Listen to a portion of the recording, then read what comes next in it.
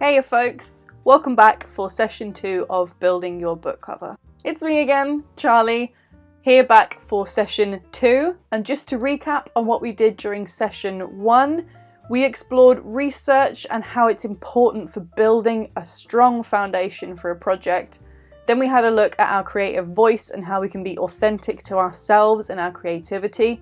After that, we had a look at idea generation, recording those ideas, the different methods we can use, and then moving forward into developing it into something more fully fledged. Hopefully between then and now you've had a chance to think about your idea generation abilities and what you prefer and what directions you prefer to go in, and hopefully you had a little look at those activities as well, the things that inspire you and drawing those made up faces. Today in session 2, we're going to be looking at expanding those ideas, doing more with the ideas that we've come up with and using thumbnails as the perfect vehicle for communicating that. And we're going to have a really good look at composition, because thumbnails, the primary purpose for thumbnails is to explore composition and work out where the different aspects and elements of our book cover are going to go on the cover itself. And just as a reminder, don't forget we've got activities during each session and little bits of extra to-do work afterwards. So between this session and next, you'll have a few little bits to do as well. They won't be long, you won't need any special equipment, but you will still need the essentials for the sessions. Today, like I mentioned, we're going to be expanding those ideas. And in order to take part in these little activities as well, you're going to need pens or pencils to draw with, at least 2 bits of paper, either A4 or A3, and to have the book title that you chose from last time. If you remember last time, we had some quick little 60-second exercises that I got you to do to warm us up, and that's exactly what we're going to do at the beginning of this session today. So take one of your plain bits of paper for me and do what we did last time, which is fold it in half. The first challenge I'm going to give you today is on one half of that bit of paper, draw a horse. But I don't want you to hold the pencil normally, like this. I want you to hold the pencil right at the very end. Awfully posh. You can put a little pinky up if you desire. But you're going to be holding it like this. Okay, right at the last centimetre of that pencil or pen, whatever you're using. This will take away your control and it's going to be a bit wobbly. Some of these horses are going to look right weird and again, gutted I can't come and see them. But yeah, that's how you're going to be drawing your horse, and you're going to be doing it in 60 seconds. You ready? Steady. Go.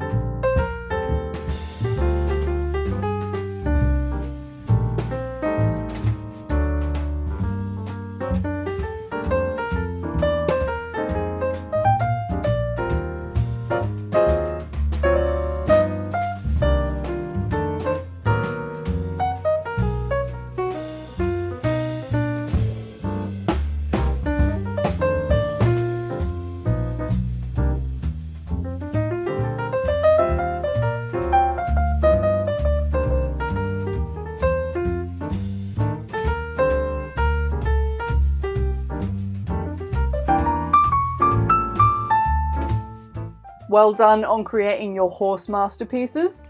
Gonna give you a second one now, a second little challenge to use that other half of the paper, and this is my favourite one, and I am so sad I can't come and see these amazing masterpieces that you're about to create, but I want you to draw a self-portrait. Simple enough, but you are not allowed to open your eyes once. For real, no opening your eyes. I want you to get your other half of the paper, put your pen or your pencil on it, shut your eyes, and draw a self-portrait. No peeking. I can't see whether you're peeking or not, so whoever's in there with you needs to make sure you're not peeking. You ready? 60 seconds. Go.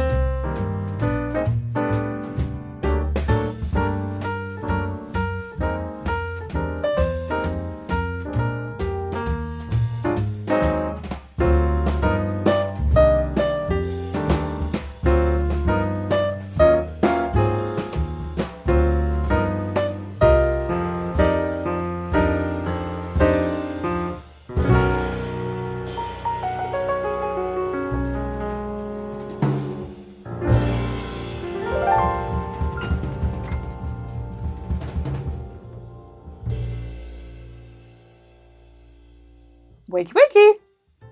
There you go. Enjoy your masterpieces. You may want to pause the video whilst everyone has a laugh about this.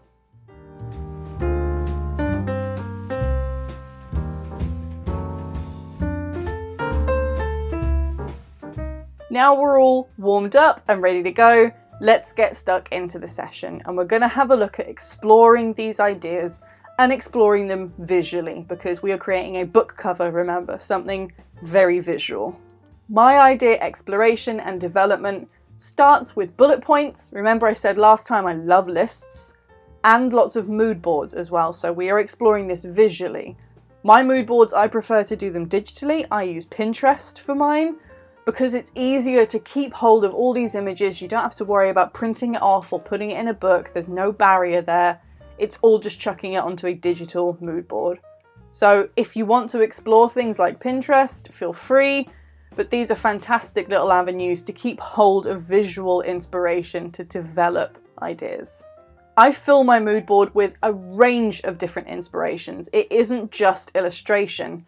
This makes sure that I pick out the traits from those visuals. Remember when we were saying before, picking out the traits from existing artists' work instead of just copying what they do.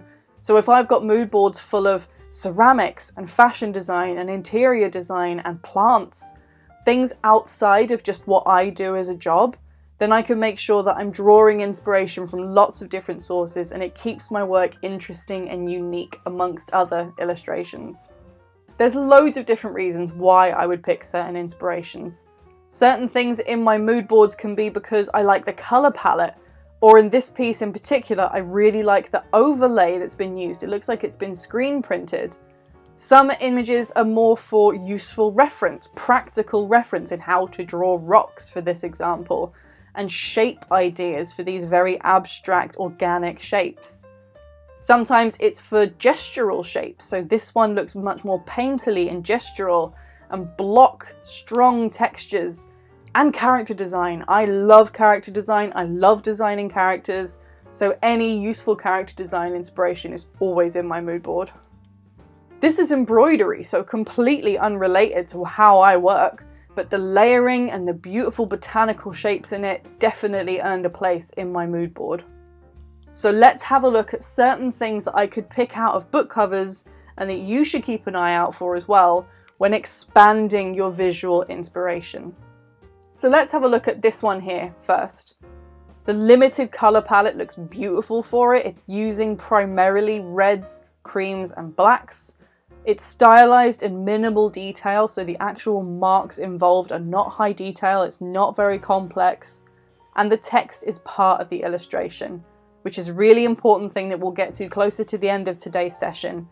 Next, we're going to have a look at the Queenie cover, which got loads of really positive feedback when it was first released for its unique, gorgeous design.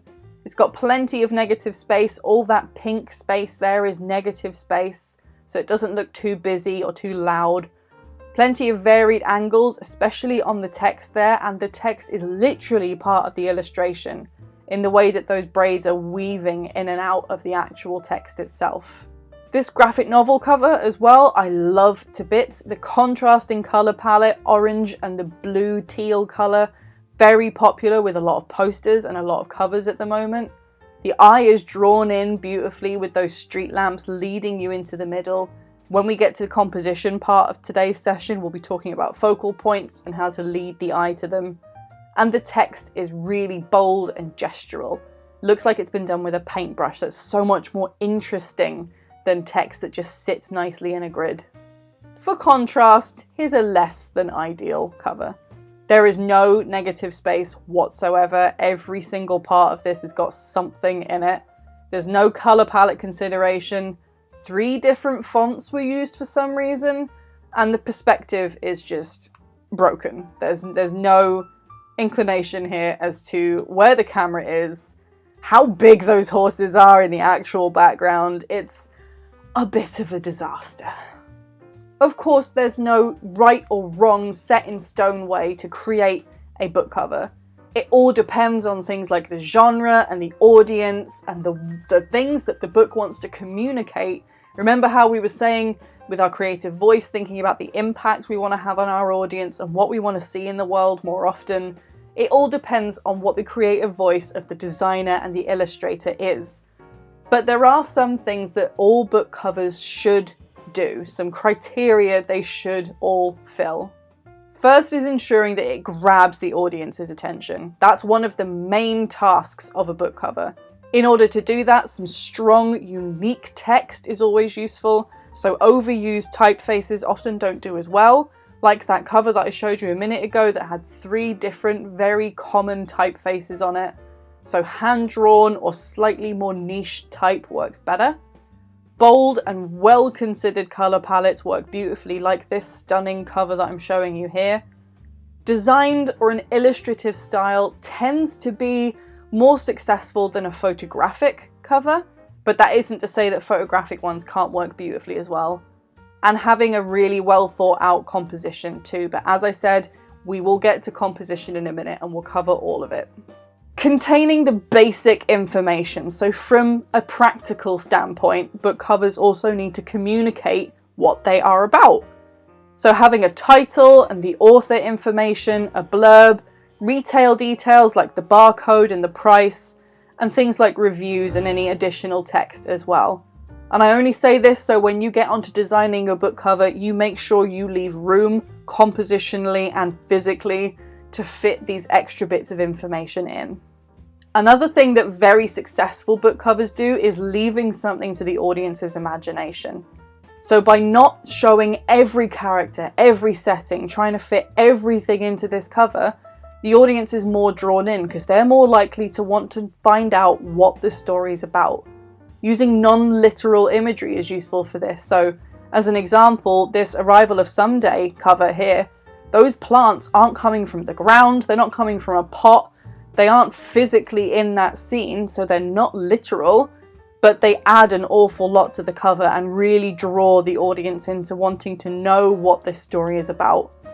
There is no pressure for this to be accurate. Your colours, your composition, that doesn't need to be accurate or true to life.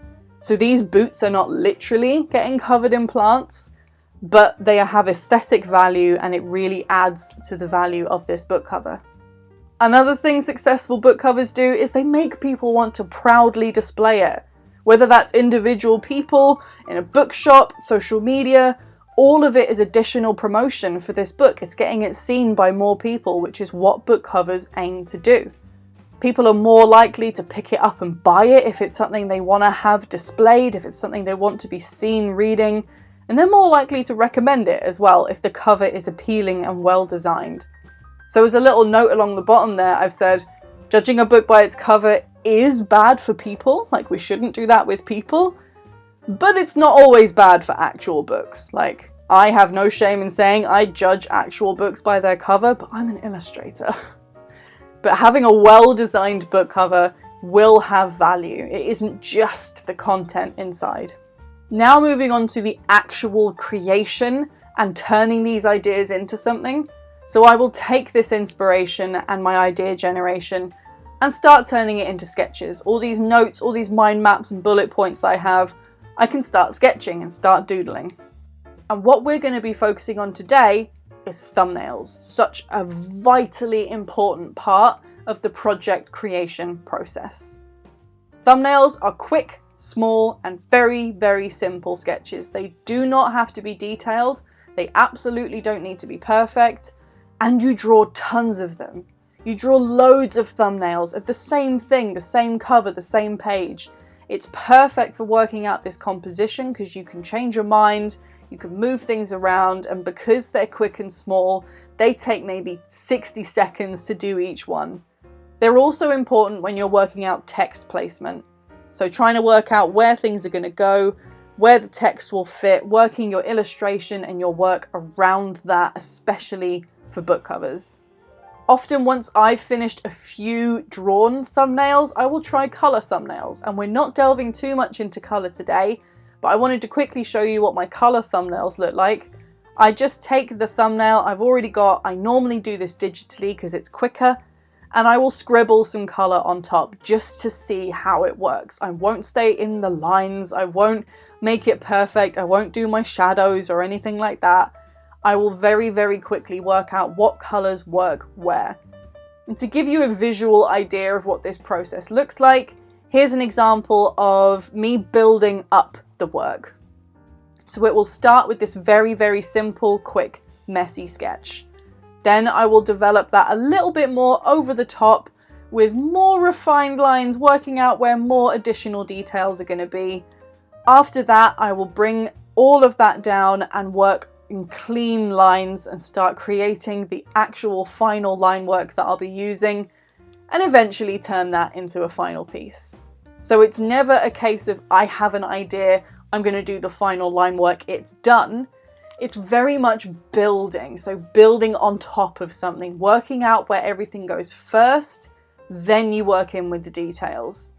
This helps you avoid really clear mistakes that you'll see when it's all finished, like inaccurate measurements, or not leaving enough room on the page, or any anatomy or form issues that you could see further on. By working from a very rough sketch and then building on top of that, you can correct yourself as you go, instead of creating a final piece and realizing I don't have enough room for their feet, or their arm is way too short, or something like that. It happens all the time. I used to do it all the time, but the more you can take the steps step by step and do like a sketchy quick thing first and build on top of that, instead of expecting a final piece to happen immediately, the less likely you are to be making these mistakes. So let's try making a quick thumbnail.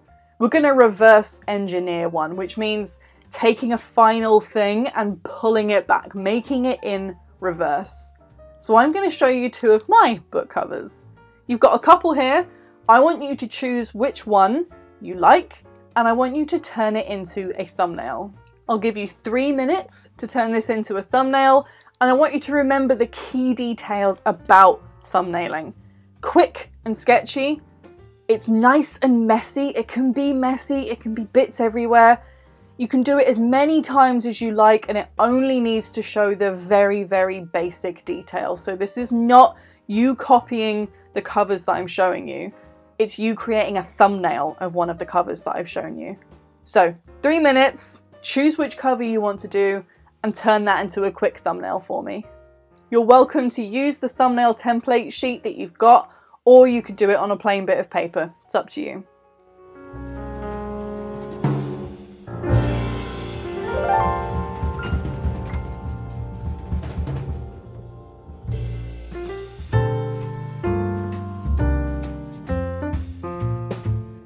Now we've had a quick practice at reverse engineering a thumbnail, we're going to explore composition, because composition is such an important part of especially things that have design elements like book covers, when you're considering text and when you need to draw in an audience's attention right away from the get-go. Composition is, in short, the way in which something is arranged, so how all the elements, including text, image, and design, come together. I'm sure you've heard the term composition before, I'm sure you've worked with it before, but I just wanted to give you a little definition to remind you. The idea of composition is made up of so many different aspects, but since we don't have 6 hours today, I'm just going to cover 4. We're going to have a look at focal points, simplification, the rule of 3, and movement. All 4 of these elements will make composition so much easier to understand when it's broken down. First of all is looking at focal points. A focal point is a part of the image that the eye is drawn to. There doesn't have to be just one focal point. So many successful images and old master paintings as well have multiple focal points.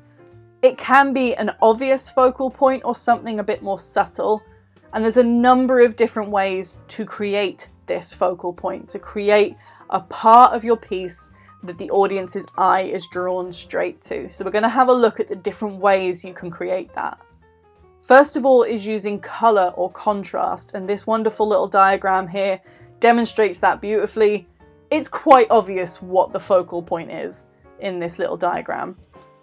Next is looking at scale. Again, fairly obvious demonstration of it here. There's scale ways that you can create a focal point and draw the audience's eye. You can use isolation, so putting an element of your composition on its own. Remember, we had a look at negative space before. Creating negative space around an aspect or an object or a character will draw the audience's eye to them. Thinking about movement and pointing. So fairly often, especially in character-based scenes, you will see a character pointing at something or just looking at something, and you will naturally follow that line to see what they're looking at, and that will lead you to the focal point. And lastly is framing. So having an element or an aspect of your design framed with something, whether that's literally framing it with the things that are physically around it, or whether that's using design and color and lighting to make it look like it's being framed. The equivalent of a spotlight on a stage. Let's have a look at some covers and how they have used these different skills and different techniques to create their focal points. Lucy Rose is a fantastic designer and illustrator, and she's really good at creating very bold focal points. So I want you to have a look at these three and just think for a second, just in your head, how they have created these focal points and where the focal points are. Here's how she did it with these covers. Starting with the familiars on the left there, it's using framing. So that rope that's framing that focal point in the center draws the audience's eye right to that focal point. The one in the middle uses isolation. The title is the focal point in this, and it's surrounded by negative space. There's lots of white underneath it. So the eye of the audience will be drawn to something nearby. And lastly, the one right on the right there uses pointing and contrast. That character in the foreground is literally pointing at the clock, and the clock is surrounded by dark when the face of the clock is white. So it uses a lot of contrast, and that creates the focal point there in the center. A focal point doesn't have to be in the center, doesn't have to be in a specific place on the cover, but what it does have to do is have something draw the audience's eye to it. Next up, we're going to look at simplification. Simplification is reducing the detail and subjects in the artwork. So we talked a lot about negative space and clearing things away to create isolation, to create that focal point. Simplification is a wonderful way to do that. It helps bring attention to that focal point. And it doesn't just mean getting rid of things on the page. It can be just a simplified color palettes. The subjects in the scene could be fewer or more simply drawn. Decoration could be fewer. Text could be simpler. Look at the text on this cover here. It looks handwritten. It's very simple. Backgrounds and surrounding areas are often simplified. In this example, the background's literally white, but an awful lot of backgrounds can be drawn very simply with gestural motions of whatever they're drawing with, rather than carefully rendering and drawing every detail. If we have a look at this cover here, what do we think has been simplified? It's clearly been simplified. There's clearly elements to it that have been simplified. But what precisely?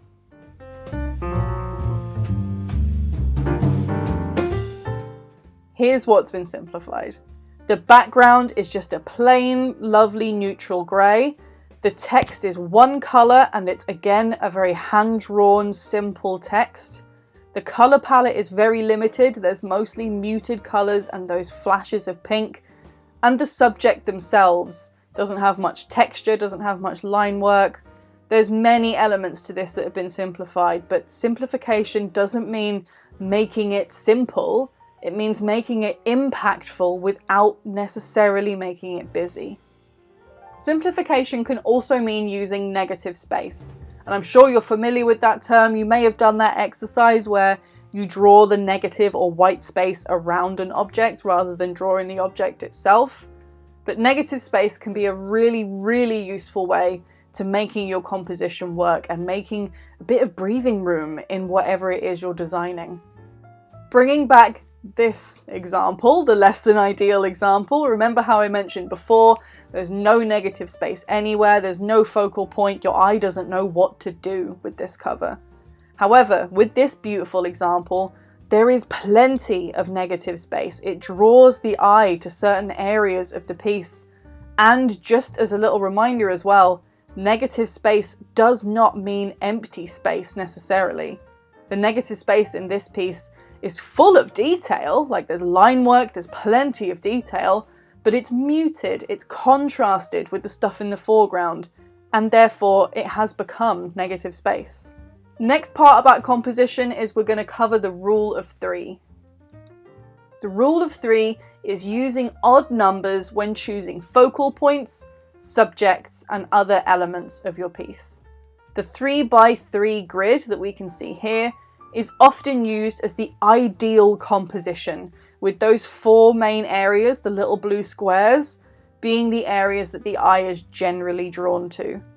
Triangular compositions often work better than using square or circular compositions, and that doesn't mean that the canvas itself is a triangle, but the triangle will form the key areas of the composition that it falls into. I'll show you in a minute.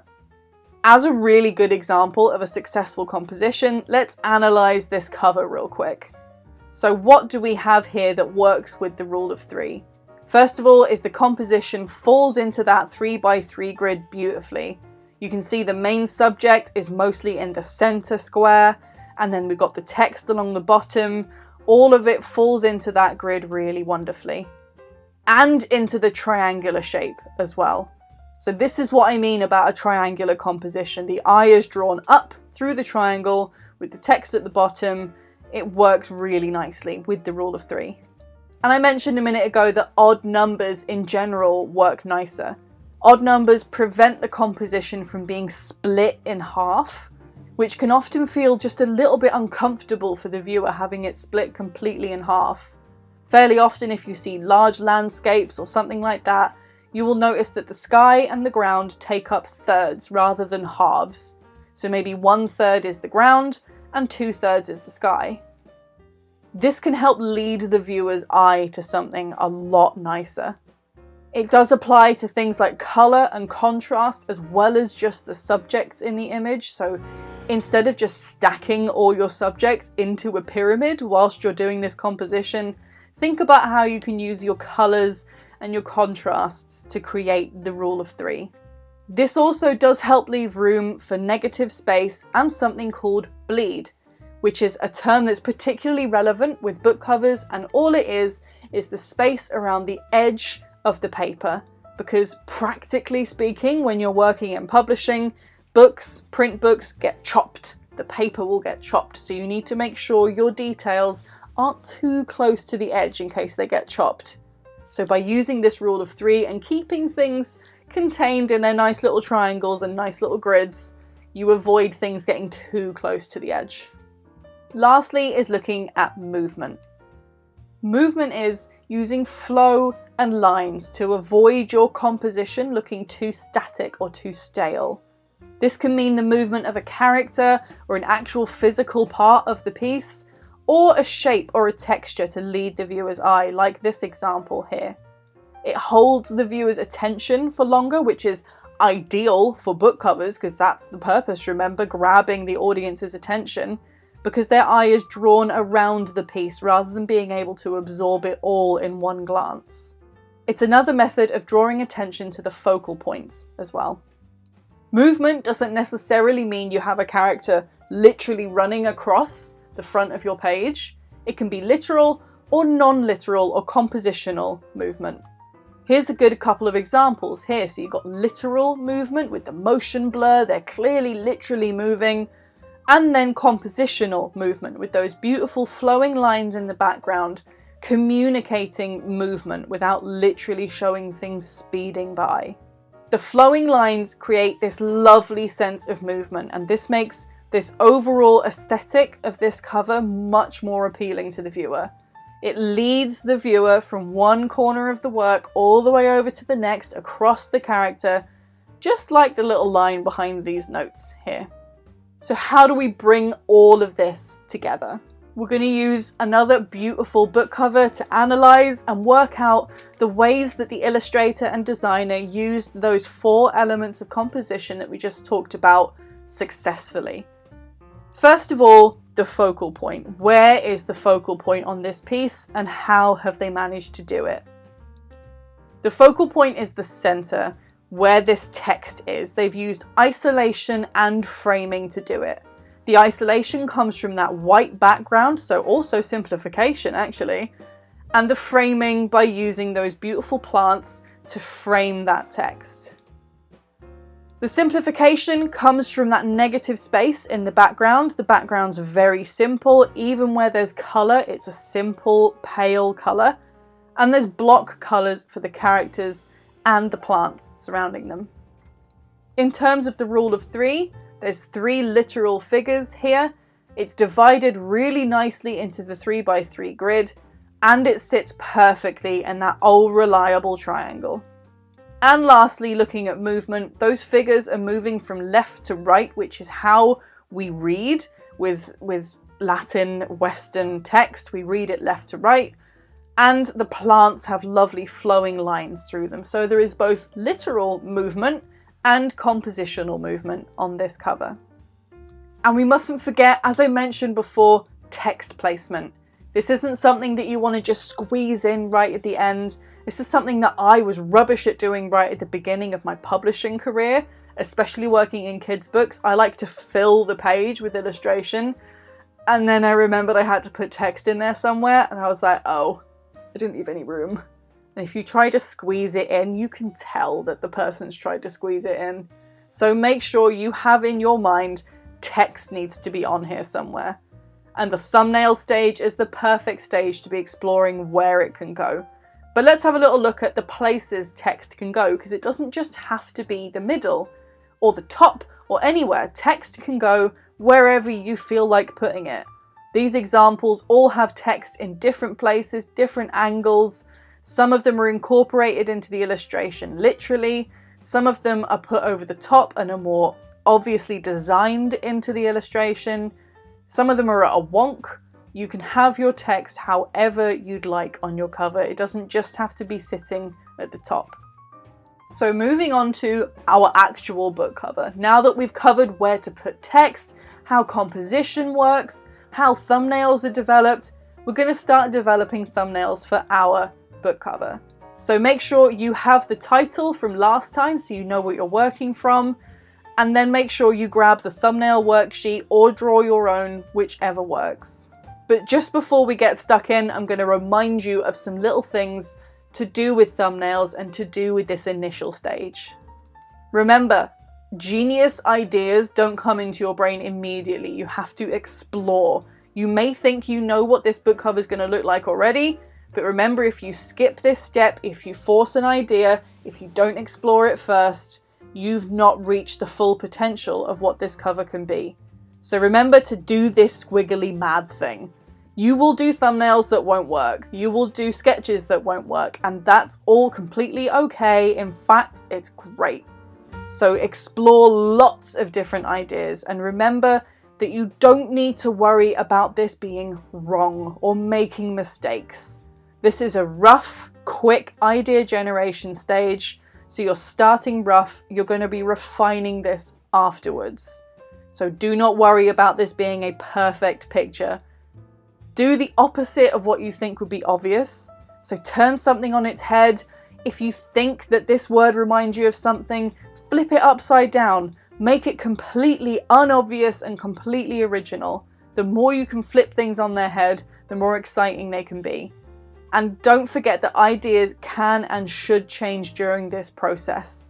The more you remember all of this, the more you explore it, the stronger this foundation of the project will be. So don't get nervous, don't worry, don't spend forever creating a thumbnail, because it's a thumbnail, it's very, very quick, and get stuck in. I'm going to give you 10 minutes or so, depending on how long we've got in the rest of this session, to develop 4 thumbnails for your book cover. At least 4, anyway. If you want to go mad and do loads more, absolutely do it, that's fantastic. But so long as you've got at least 4 ideas, quick thumbnail sketches, that is fab.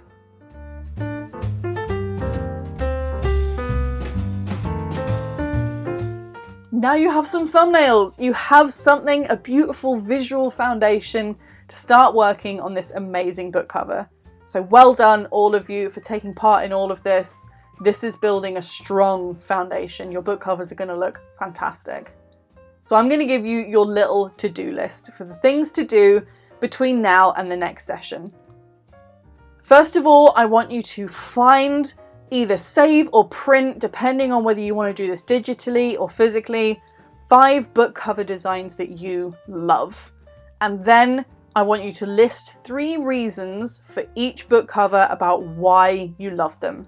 So not just saying, I love how this looks. Think about the colour. Think about whether it's the text that you love. Think about whether it's the design of the plants on it that you love. Why do you love those 5 book covers that you've chosen? Thank you ever so much. I'm sure you've all been amazing. I'm gutted I can't come and see your work, but I look forward to chatting to you all for the next session. Bye!